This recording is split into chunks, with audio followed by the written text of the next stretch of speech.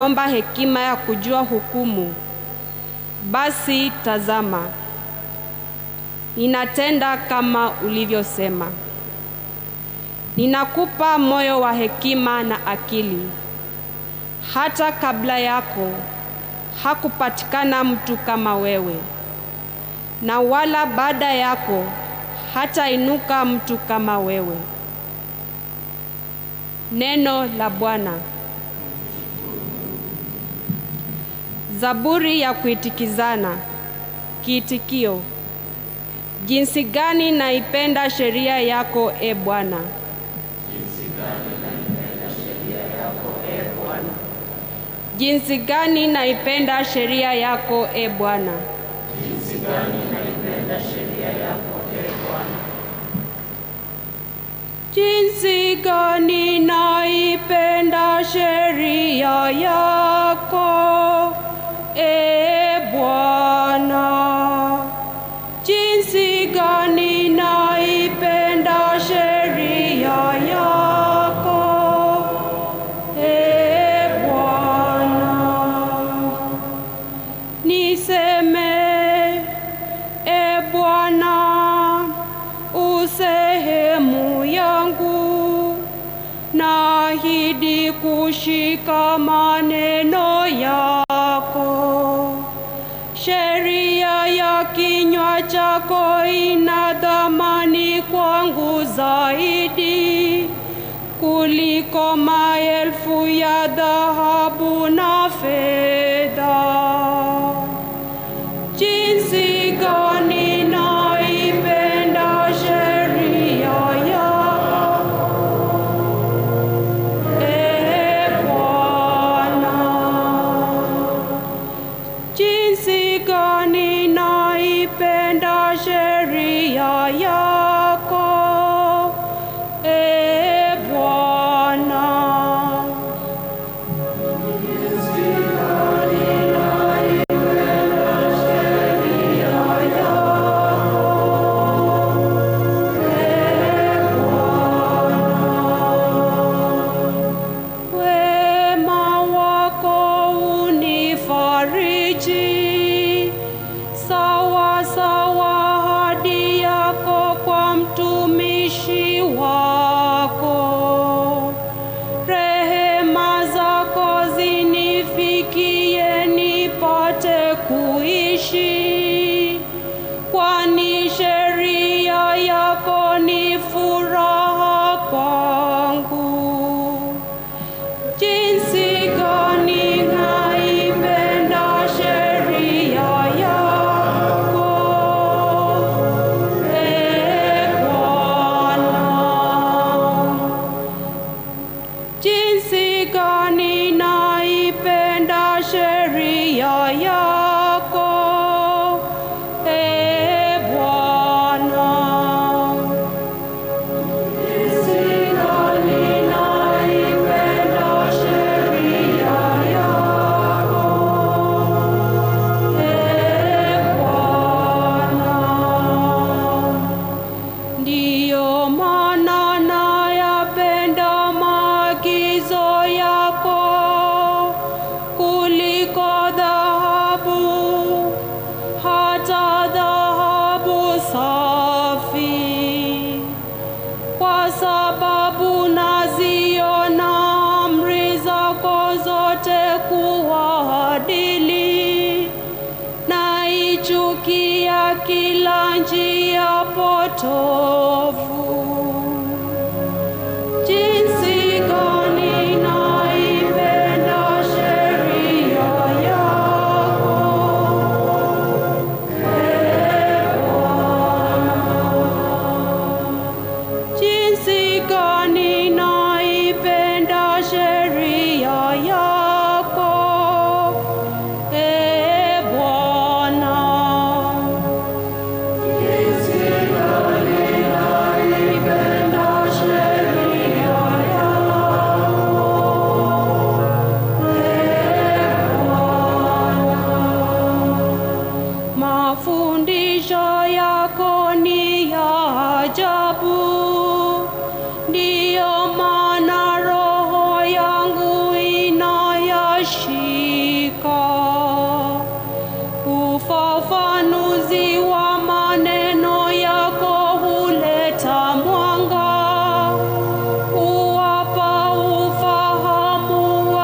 ujinga.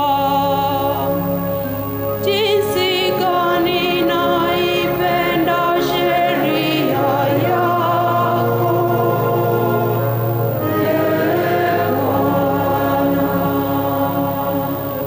jinsi gani naipenda sheria yako, Bwana.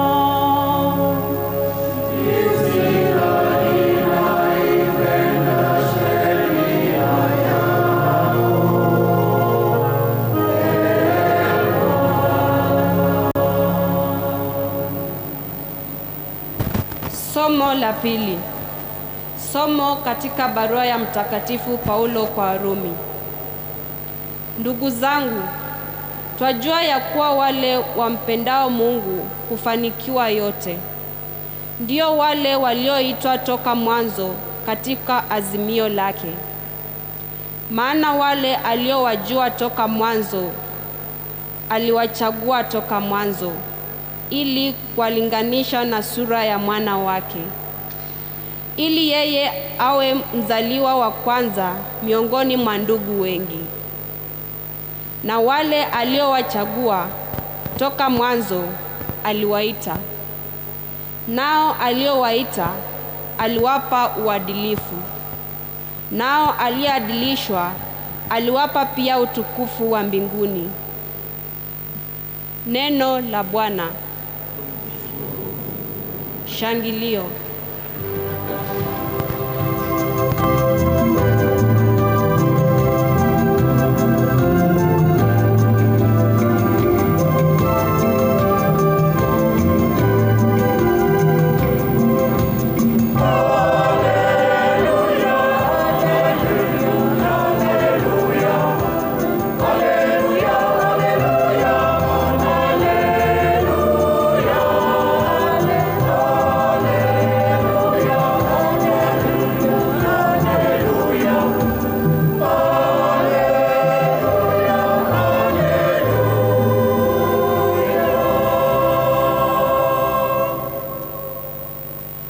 Nashukuru Baba, Bwana wa mbingu na dunia, kwa kuwa amewafunulia watoto wadogo mafumbo ya ufalme wako.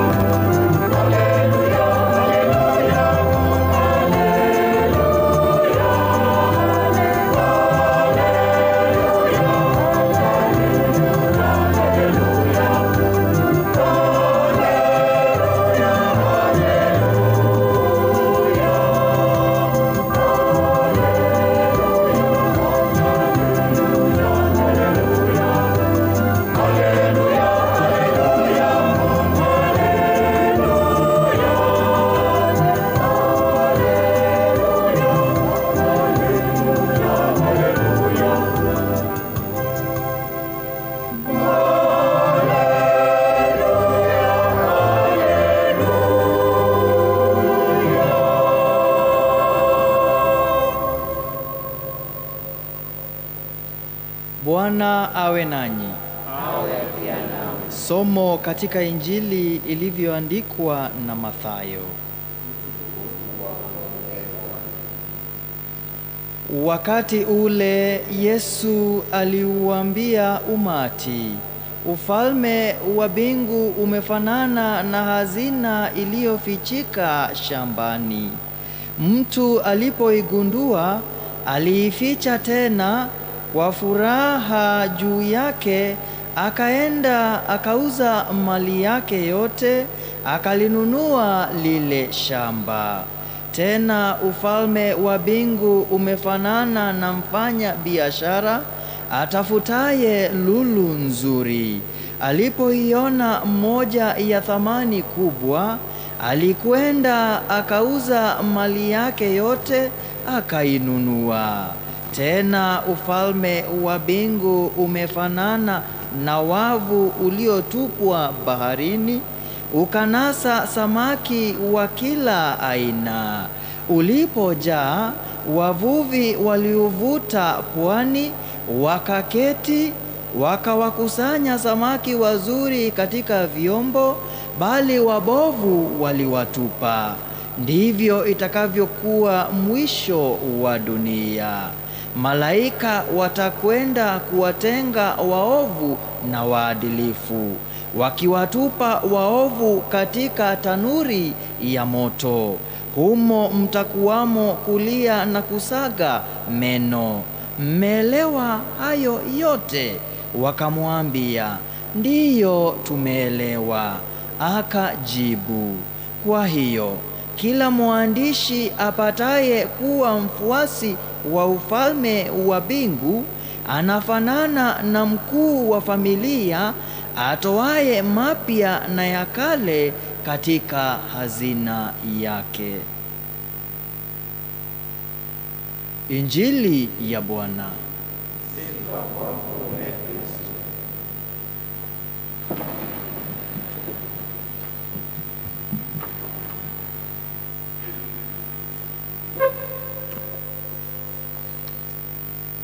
Wakristo wapenzi, tumsifu Yesu Kristo. Milele na milele, amina. Basi Wakristo wapenzi, Jumapili ya leo Yesu Kristo anatufundisha ni nini muhimu katika maisha yetu. Kitu muhimu katika maisha yetu ni ufalme wa Mungu, uzima wa milele, eternal life. Katika mafundisho yake Kristo anatumia mifano tofauti. Injili tumesoma ya Mathayo chapter 13 verses 44 to 52. Mfano wa kwanza katika fasi la 44, Yesu analinganisha ufalme wa Mungu na hazina, ufalme wa Mungu na treasure. Hazina ni kitu muhimu sana kama dhahabu. It's a very, very valuable thing. Hazina na valuable asset. Na hii hazina iliyofichika shambani. Mtu mmoja akiwa katika shughuli zake za kawaida za kila siku aligundua, na kwa furaha akauza yote alipokuwa nayo. Alinunua shamba lile. Hii ilikuwa shamba tunasema a plot that's prime. Ilikuwa shamba poa. Mfano wa pili ni mstari 44 hadi 46. Kristo analinganisha ufalme wa Mungu na uzima wa milele, eternal life, na lulu. Kwani lulu ndio nini? Lulu ni kitu maridadi kama jewel, something beautiful. Ni kitu bora, ni kitu poa. It is a type of perfection. Unaweza sikia mtu akikwambia, hey, wewe hujabu kama lulu. Na mimi nawaambia ninyi hamjabu kama lulu. Mfanya biashara mmoja mwenye kutafuta lulu nzuri alipopata lulu moja ya thamani, akauza yote aliyokuwa nayo na akainunua lulu ile. Basi mfano wa tatu unapatikana katika Matthew chapter 13 verses 47 to 50. Yesu pia analinganisha ufalme wa Mungu na wafu uliotupwa baharini ukanaza samaki wa kila aina. Ulipojaa, watu walifuruta pwani, wakachagua samaki wazuri na wabaya. Ndugu zangu wa Kristo wapenzi, katika mfano wa hazina, treasure, mtu aliugundua shamba yenye hazina bila kutafuta. Alipata bahati. kwa sababu alikuwa katika shughuli zake za kila siku, lakini akapata bahati, akaona ile shamba na akaenda akauza kila kitu na akainua. Basi ufalme wa Mungu, uzima wa milele, maisha ya Mungu ni kipawa, ni zawadi. It is free gift. Hakuna mtu anaweza kununua uzima wa milele. Hakuna mtu anaweza kujipatia. Salvation is a free gift. Lakini kwa kupokea itatubidi tuache mambo mengine. Huyu mtu wa hasina aliuza chochote alikuwa nacho apate ile hasina, apate eternal life, apate uzima wa milele. Na tunaona katika mfano wa pili, mfanya biashara alikuwa akitafuta. Yeye hakupata bahati, yeye alikuwa akitafuta lulu. Hakupata bila kuitafuta. Naye pia alipopata akauza zote aliyokuwa nayo apate lulu ile. Hii inamaanisha nini? Inamaanisha ufalme wa Mungu, eternal life, salvation, uzima wa milele ni free gift, ni kipawa. Lakini hata hivyo lazima tutafute, lazima tufanye kazi. We must work out our salvation. Ukisoma barua mtakatifu Paul, Philippians chapter 2 verse 12, inasema hivi: work out your salvation with fear and trembling. Work out your salvation with fear and trembling. Basi kama hawa watu wawili, yule apata shamba ilikuwa na hasina, na yule ambaye alikuwa akitafuta lulu, walipopata tuwafuate, tuwe tayari kuuza kila kitu, hata kutoa maisha yetu kama mashahidi, kama martyrs. Tunajua katika historia ya kanisa kuna watu walikufa kwa ajili ya eternal life, kwa ajili ya uzima wa milele, eternal life, ili tupate hasina na lulu. Tunataka wakati huu, tunaona kwa TV, tunataka kuokoa maisha yetu ya sasa kwa kupigana na COVID-19, na tunaweka nguvu sana. Sijui kama umesikia CS Mutahi Kagwe akiongea, anaongea kwa nguvu sana ili watu washike injili yake ya COVID-19. Na ndio maana yake sisi watu tumekaa tumevaa masks ili tupigane na huu ugonjwa. Lakini swali ni hili, si tufanye vivyo hivyo ili tupate uzima wa milele, eternal life, ambaye ni muhimu sana hata kuliko maisha ya huu ulimwengu. Vile tunaweka bidii na COVID-19, tuweke bidii kwa uzima wa milele. Na kwa hivyo tunaweza kuuliza wakati huu, hawa watu wawili walikuwa tayari kuacha chochote walikuwa nacho wapate hasina na lulu, eternal life, ufalme wa Mungu. Basi swali ni hili, je, wewe na mimi kwa kupata uzima wa milele ni nini utaacha? Ni nini? Ni nani utaacha na ni wapi utaacha? Wakati huu wale wanakunywa kwa baa wanaambiwa waache kwenda kwa baa, lakini kupata uzima wa milele ni nini utaacha? Ni wapi utaacha? Lakini swali lingine tunaweza uliza, ulizi na kuwa ni njia gani tunaweza fuata ili tupate uzima wa milele? Ni kwa nini? Why is it so precious, so important, huu uzima wa milele? Katika somo la pili husema hivi: Tunajua kwamba katika mambo yote Mungu hufanya kazi na kuifanikisha pamoja na wote wampendayo, yaani wale aliowaita kadiri ya kusudi lake, au in accordance to his purpose and plan. Ndugu na dada mnaosikiliza, Mungu ana mpango kwa kila mmoja wetu. Ni jukumu ya kila mtu kutafuta mpango wa Mungu katika maisha yake.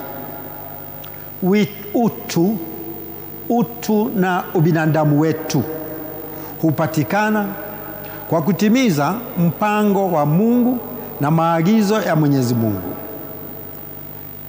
Tukiwa pamoja na Mungu, ubinadamu wetu au utu wetu hukamilika. Familia, jumuiya na nchi pia ikiwa pamoja na Mungu hukamilika. Hivyo tunasema kwamba the family that prays together stays together. Familia ikiwa pamoja na Mungu hupatikana mambo haya inayotokana na Mungu. Napatikana upendo, amani, kujadiliana, kusamehe, kuishi kidugu, huruma na kadhalika, kwani hayo ni sehemu moja ya maisha ya Mungu. Hayo yote hutokana na Mwenyezi Mungu, na kweli hayo ndio inakamilisha wito na ubinadamu wetu. When we are close to God, as we come near God, we are humanized. We become more human being. And the other way around, when we are away from God, we are dehumanized. We become less human being.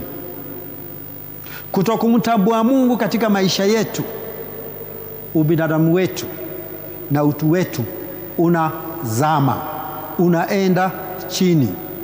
Vivyo ndivyo Mtakatifu Mtakatifu Paulo wa sita alisema hivi: tunaweza kuwa na maendeleo, tunaweza kujenga mabarabara, tunaweza kujenga plaza, tunaweza kujenga underground parking, lakini kama hakuna Mungu, hii mambo ya ulimwengu inakuwa, lakini binadamu anaenda chini. Tunashuhudia sasa watu wa commit suicide na magonjwa mengi. Tunazidi kwenda chini tukimwondoa Mungu. Na kwa hivyo ningetaka kusema hivi Jumapili ya leo, ni tisho kubwa sana katika nchi yetu na dunia nzima kufunga makanisa. Tunahitaji mwanga wa Kristo. Tunahitaji mwanga wa Mungu ili kama Suleiman kujua mema na mabaya. Wakristo wapenzi, bila Mungu hatuwezi kujua mabaya na mema. Basi tuombe kama Suleiman. Katika somo la kwanza, 1 Kings chapter 3 verses 5 to 12, husema hivi: Mungu alimtokea ndoto usiku, akamwambia, omba chochote nami nitakupa. Suleiman akasema, na kuomba unipe mimi mtumishi wako moyo wa kusikia, moyo wa hekima, ili kuamua watu wako, niweze kutambua mema na mabaya. Sasa Wakristo wapenzi, Mungu akikutokea kwa ndoto usiku, inawezekana umwambie shida zako zote, lakini umwambie Mungu, mimi nimekutuma, askofu amekutuma, umwambie atuondolee hii COVID-19, hii kanisa, tufungue makanisa, watu wawe na uhuru wa kumtukuza na kumsifu Mwenyezi Mungu, iwe tuwe binadamu kamili kama vile Mungu apendavyo. Mungu ni mwema kila wakati.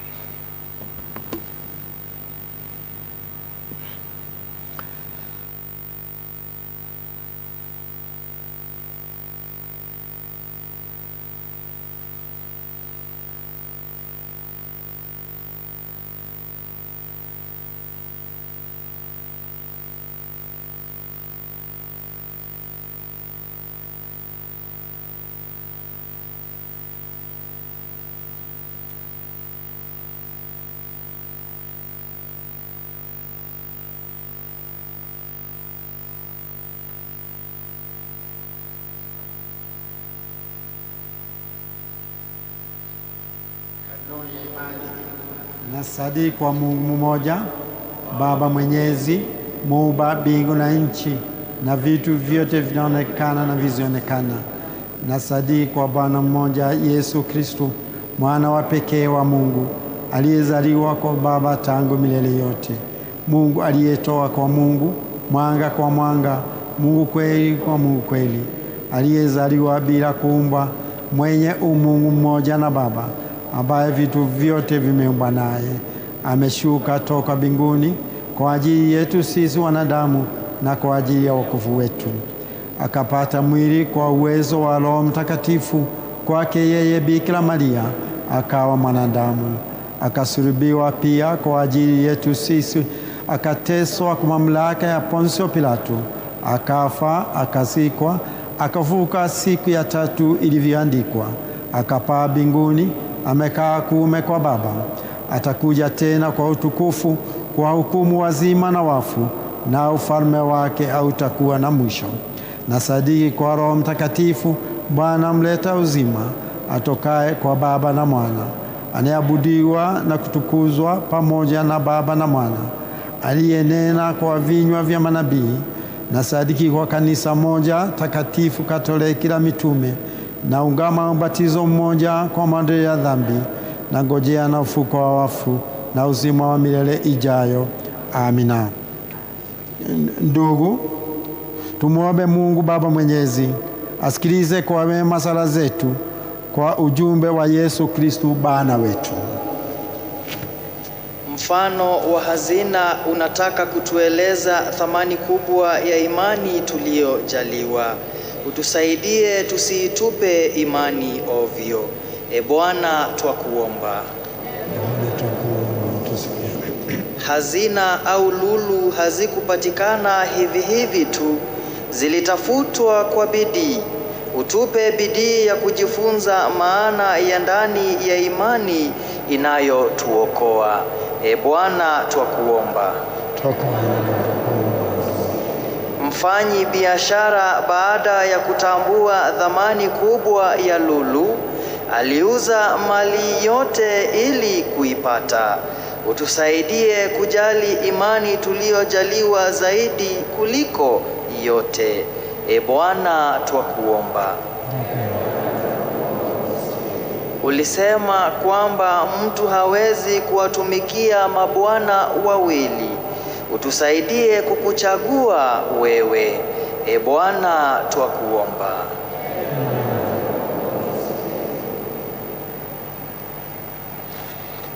Mungu uliye makimbilio na nguvu yetu, ndiye asili ya wema wote, sikilize sala za kanisa lako, tujalie ili hatunayoomba kwa imani tuyapate kweli kwa njia ya Kristo Bwana wetu.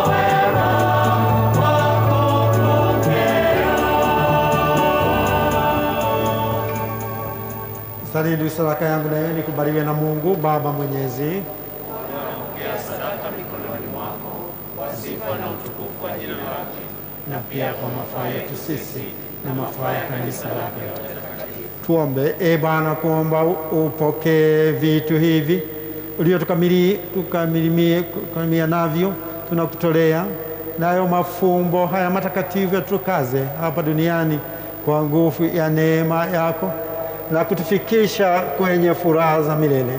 Tunaomba hayo kwa njia ya Kristo Bwana wetu. Bwana awe nanyi. Inueni mioyo. Tumshukuru Bwana Mungu wetu. Kweli ni vema na haki daima na popote, e Bwana Baba Mungu mwenyezi wa milele, kwa maana uliupenda sana ulimwengu na kuturumia hata ukatupelekea mkombozi. Umependa awe mwanadamu ila pasipo dhambi, upate kutupenda sisi kama ulivyompenda mwanao. Naye kwa utii wake ameturudisha mema yako tuliyopoteza kwa dhambi ya kutotii kwetu. Na kwa hiyo, e Bwana, sisi pamoja na malaika na watakatifu wote na kutukuza tukisema kwa shangwe: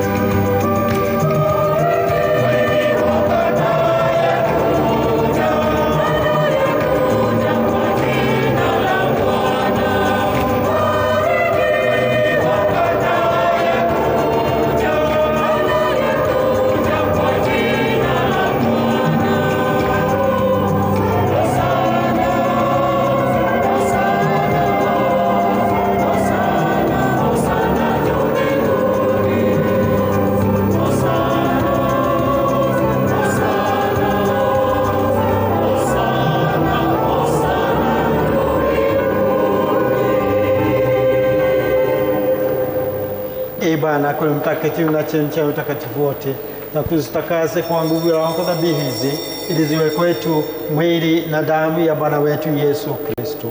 Ya Rabbi, kwa hiari yake ateswe, aitoa mkate akashukuru akaumega, akawapa wafuasi wake akisema, toaeni mule wote, huu ndio mwili wangu utakaotolewa kwa ajili yenu.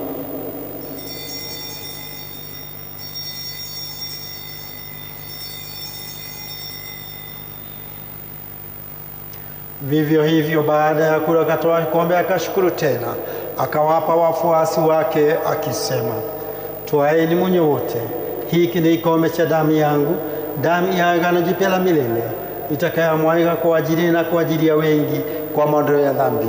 Fanyeni hivi kwa kunikumbuka mimi.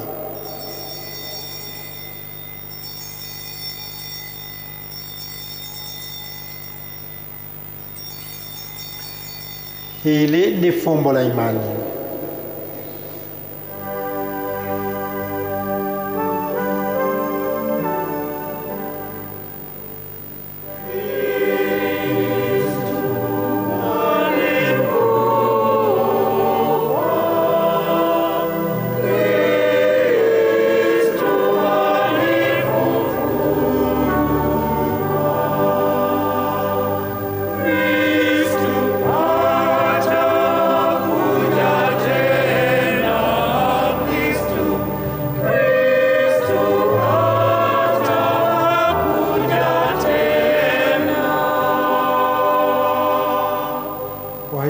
Bwana, kwa kufa na kufufuka kwako mwanao, tunakutolea mkate wa uzima na kikombe cha wokovu. Tunakushukuru kwa unajaza mbele yako na kutumikia. Naomba kwa unyenyekevu Roho Mtakatifu atufanye tuwe jamaa moja tunaoshiriki mwili na damu ya Kristo. E Bwana, ulikumbuke kanisa lako popote duniani, utukamilishe katika upendo. Sisi pamoja na Baba Mtakatifu wetu Francisco na askofu wetu Yohane Kardinali Jue, askofu msaidizi wake Daudi Kamau na watumishi wako wote.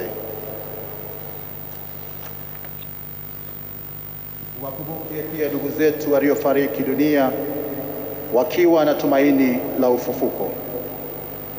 Wakumbuke na marehemu wote, wapokee kwenye nuru ya uso wako.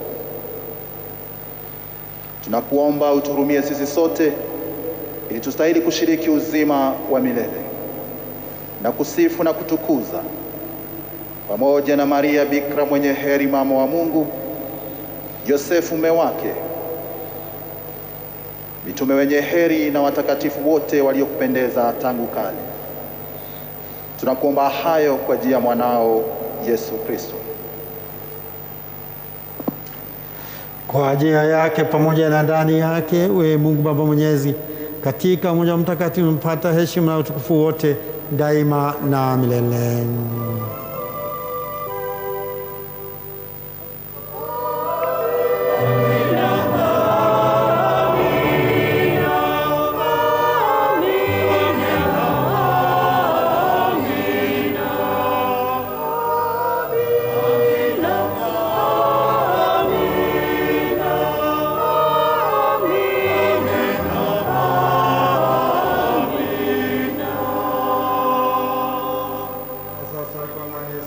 Fundisha Bwana wetu.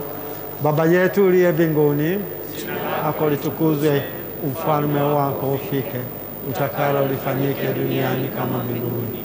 Utupe leo mkate wetu wa kila siku, utusamehe makosa yetu kama tunavyosamehe na sisi waliotukosea, usitutie katika kishawishi, lakini utuondoe maovuni.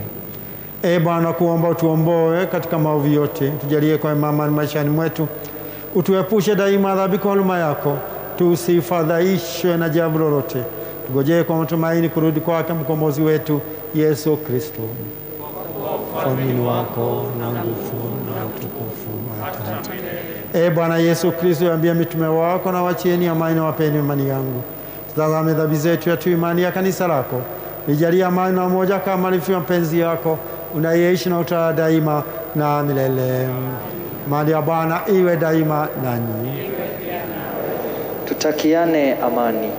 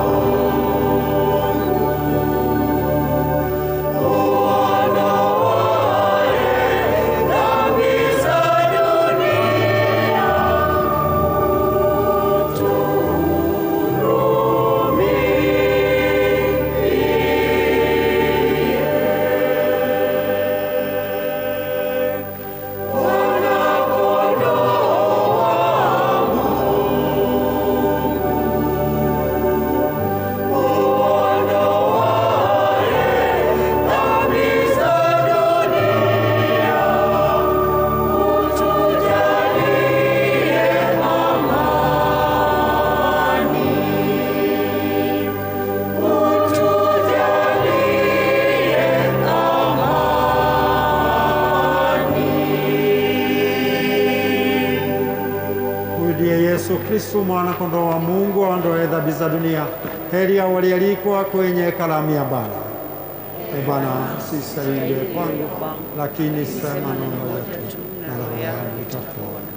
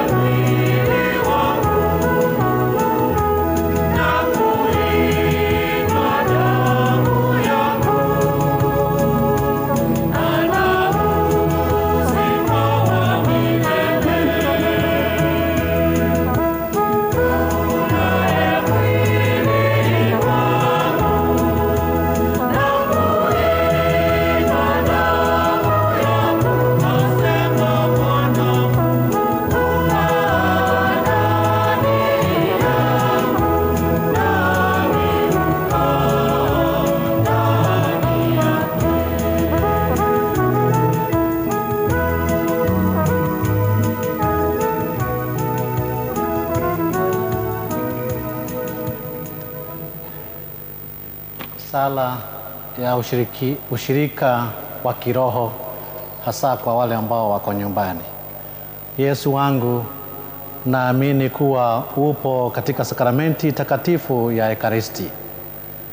Ninakupenda zaidi ya vitu vyote.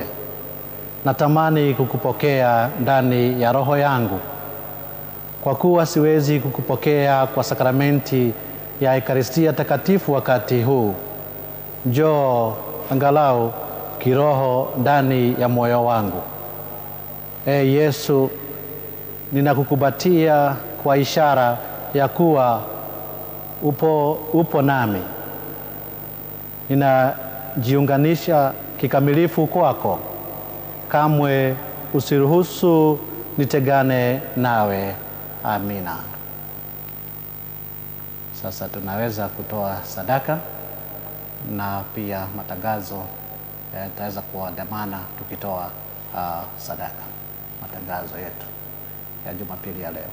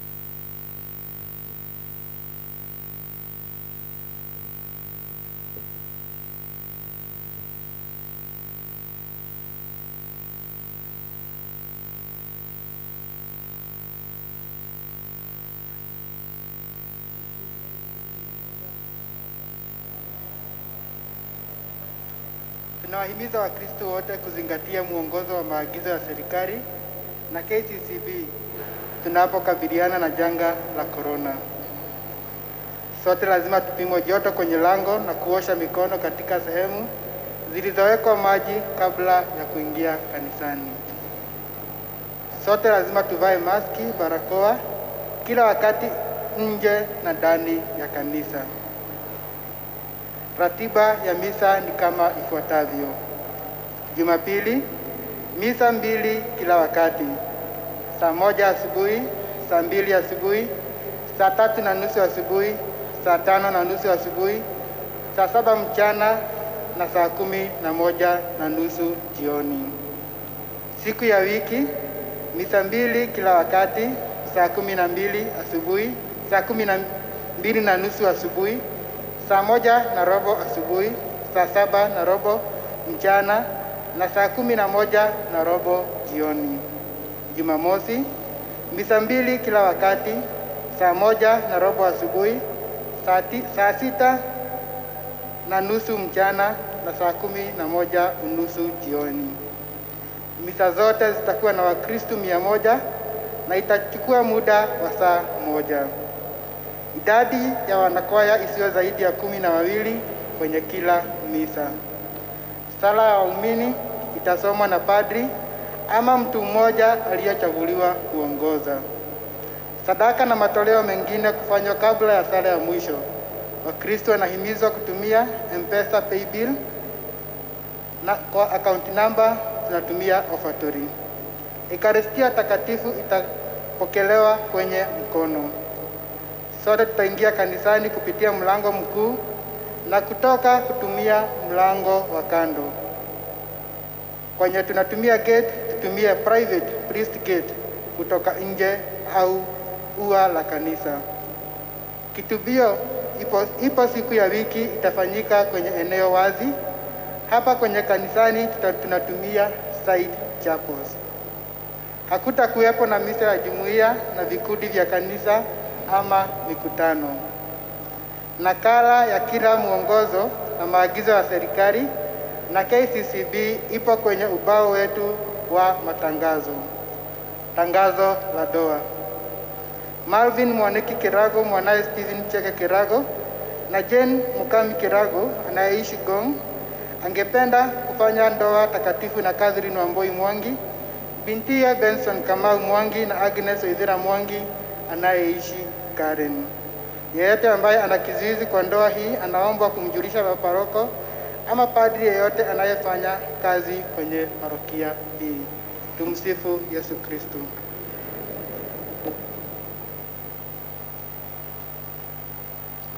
Basi wapenzi langu, ningetaka shukrani kwani mmejitolea kufika kanisani, na hasa ningetaka kuwashukuru media wetu KBC na Capuchin TV na TV47 kwa sababu ya kazi yenu tunaweza kuwafikia Wakristo wetu nyumbani. Tunaombea na Mungu awabariki, na hata ninyi mupate huo uzima wa milele. Takusema asanteni sana. Tuombe. Bwana, tumepokea sakramenti takatifu iliyokumbusho wa siku zote wa mateso ya mwanao, na kuomba sakramenti hii aliyotujalia mwanao kwa mapendo makuu ituletee wokovu, anayeishi na kutawala daima na milele.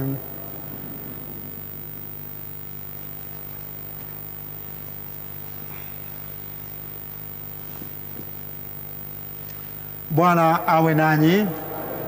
Na sasa Mungu Mwenyezi awabariki, Baba na Mwana na Roho Mtakatifu. Nendeni na amani. Ibada yetu ya misa imekamilika.